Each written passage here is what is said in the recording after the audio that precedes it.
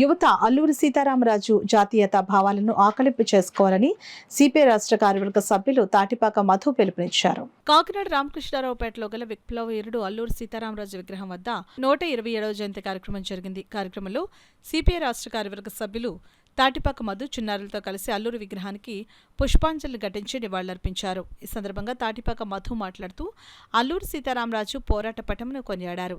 ఈ కార్యక్రమంలో ఏఐటీయూసీ నాయకులు తోకల ప్రసాద్, సిపిఐ జిల్లా అధ్యక్షులు బోడకొండ, సిపిఐ నాయకులు, కార్యకర్తలు, మహిళలు పాల్గొన్నారు. మన్యం అడవుల్లో నడిచి గిరిజనులను చైతన్యం చేసిన గొప్ప విప్లవకారుడు అల్లూరి సీతారామరాజు. ఆయన 127వ జయంతి సందర్భంగా కాకినాడలో సిపిఐ, ఏఐటీసీ, ఏఎస్ఎఫ్, అలాగే రైతు సంఘం, వ్యవసాయ కార్మిక సంఘం ఆధ్వర్యంలో ఒక ఘనమైన నివాళులు అర్పించాం.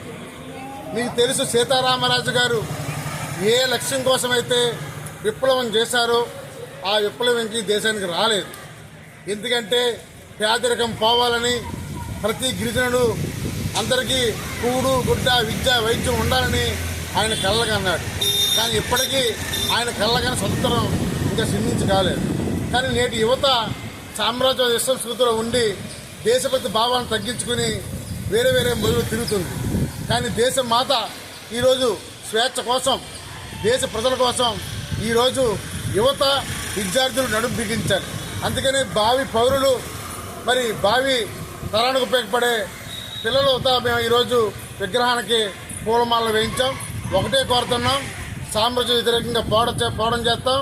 నేటి యువతని దేశం కోసం, దేశభక్తి కోసం వాళ్ళని ఆకర్షించేసి చైతన్యంగా చేస్తామని తెలియజేస్తాం.